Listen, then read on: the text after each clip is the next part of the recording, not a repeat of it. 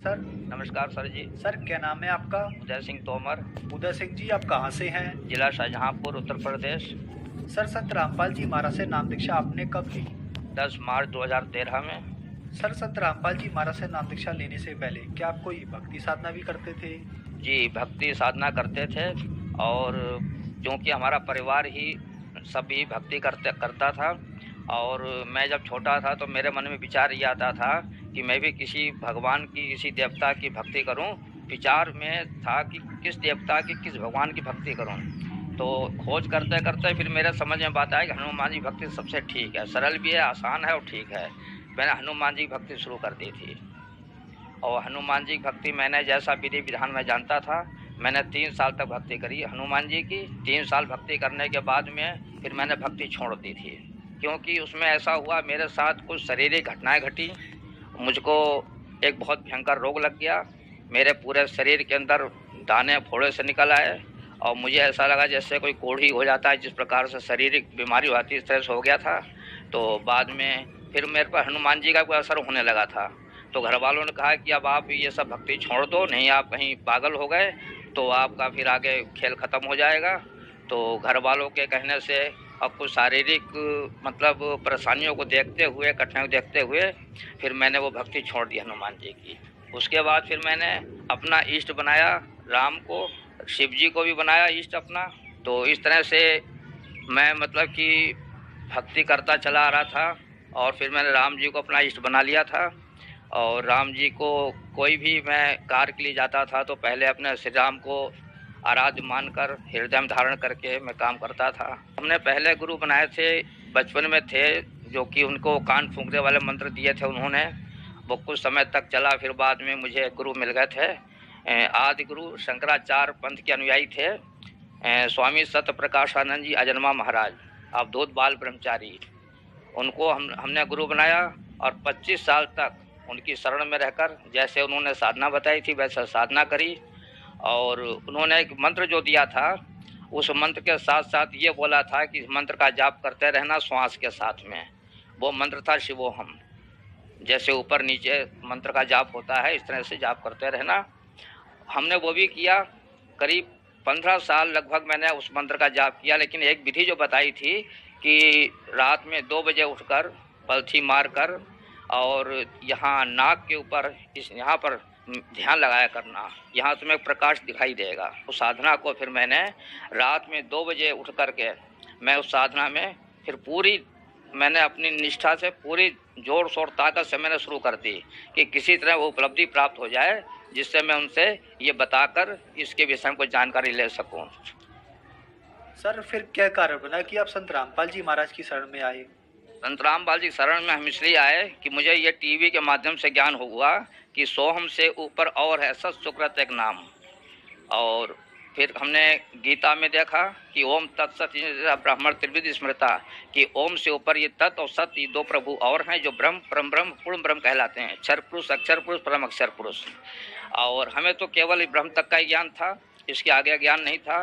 फिर हमने TV channel के माध्यम से संत रामपाल जी महाराज का जो हमने प्रवचन सुने, देखे, जिसमें गीता का, वेद के अंदर भी परमात्मा ने स्पष्ट कर दिया कि कबीर देव नाम का वो परमात्मा है। और वो मतलब कि उनके जो गुण गाए गए परमात्मा के वेदों में, वो उनमें वैसे ही पाए गए।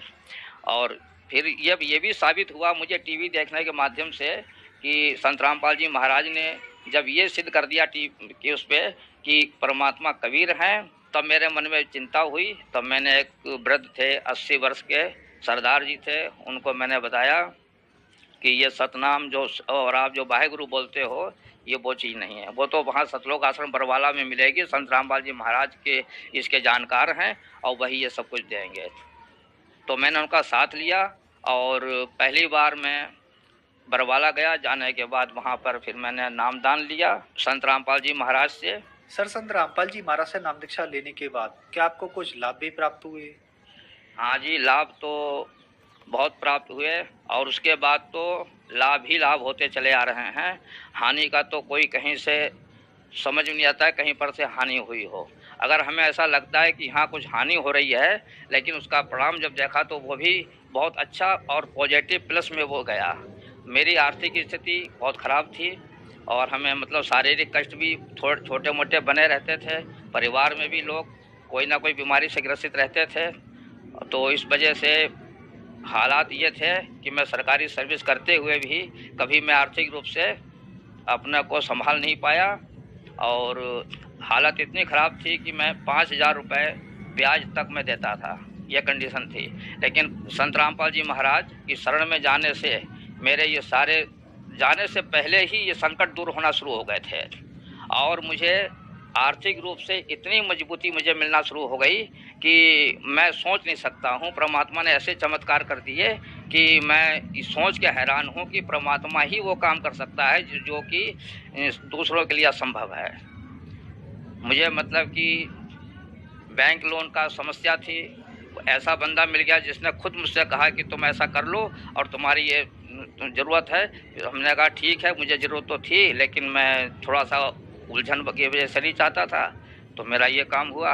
और मैंने एक अपनी कमेटी चला रखी थी। जाने से पहले वो कमेटी में मुझे मेरा नंबर आ गया, वो भी पैसा मुझे मिला और हमने मतलब कि सैलरी हमारी थी जो 20-25 तारीख के बाद मिला करती थी, वो भी समय से मिलना शुरू हो गई। तो मेरे पास पैसा इतना हो गया कि एडवांस पैसा मेरे घर में रखा रहता था और मैंने परमात्मा से प्रार्थना भी की थी कि परमात्मा बरवाला में कि प्रभु कुछ ऐसी कृपा करना कि हम अधिक से अधिक आपके दरबार में आपके दर्शन हेतु हम आ सकें, ऐसी व्यवस्था कर देना परमात्मा। तो हम जब नाम दान लेकर के आए उसके बाद हमारे परिवार के लोग जुड़ना शुरू हुए, उनको साथ में लेके जाने लगे और इस तरह से हमें मौका बराबर मिलता रहा परमात्मा के दरबार में जाने का। तो हमारी पत्नी को कैंसर हुआ था और उसका हमने इलाज डॉक्टरों से करवाया। एक डॉक्टर ने रेफ़र किया बरेली केश लता हॉस्पिटल में, वहाँ डॉक्टर ने बोला कि इनका ऑपरेशन होगा, 10 दिन भर्ती रहने के लिए बताया। तो मैं फिर वहाँ से उनको छोड़ करके फिर मैं सीधे उसी डॉक्टर के पास गया जिसने वहाँ भेजा था बरेली में, मुझे बदायूं के डॉक्टर थे। तो उनसे मैंने परामर्श किया कोई ऐसा डॉक्टर बताइए जो बीमारी को सही कर सके और ठीक इलाज हो पाए। तब उन्होंने बताया कि आपका दिल्ली, लखनऊ, कानपुर, अलीगढ़ इस जगह पे इलाज है और वहीं आप करा सकते हैं। फिर मैंने लखनऊ चुना, लखनऊ गया, वहाँ पर मैंने वाइफ पत्नी का इलाज करवाया। लगभग 1 साल तक वहाँ उनका इलाज चला, जबकि वो डॉक्टर बता रहे थे कि इनका ऑपरेशन होगा अभी तुरंत और इतना खर्चा 10 दिन भर्ती रहेंगे। वहाँ जाने के बाद में वहाँ पर डॉक्टरों ने कह दिया कि ना हम ऑपरेशन करेंगे ना हम ऑपरेशन की सलाह देंगे। और उसके बाद 1.5 साल लगभग इलाज चला। जब मैंने पत्नी का इलाज करवा रहा था तो मैंने वहाँ पर डॉक्टरों से कुछ सलाह ली, पूछा, तो वो कहने लगे कि इस तरह के मरीज़ जो हैं 1.5-2 साल तक ज़िंदा रहते हैं, ज़्यादा लंबा जीवन नहीं जी पाते हैं। लेकिन परमात्मा संत रामपाल जी महाराज की कृपा से वो आज भी जीवित हैं और ऑपरेशन जो होना था वो ऑपरेशन भी नहीं हुआ, केवल दवा के द्वारा ही वो ठीक हो गए। ये सब संत रामपाल जी महाराज की कृपा थी और आज हम पूरे परिवार सहित संत रामपाल जी महाराज की शरण में हैं। और मुझे भी टाइफाइड हो गया था, तो मैं भी उस समय बहुत मेरी हालत बुरी हो चुकी थी कि मेरे एक कदम नहीं चल पाता था, लोग मुझे लिटालते थे, बैठालते थे। तो मैं भी समझ रहा था कि ऐसा ना हो कि मेरा शरीर ये जीवन का अंत हो जाए। वो भी मैं ठीक हुआ।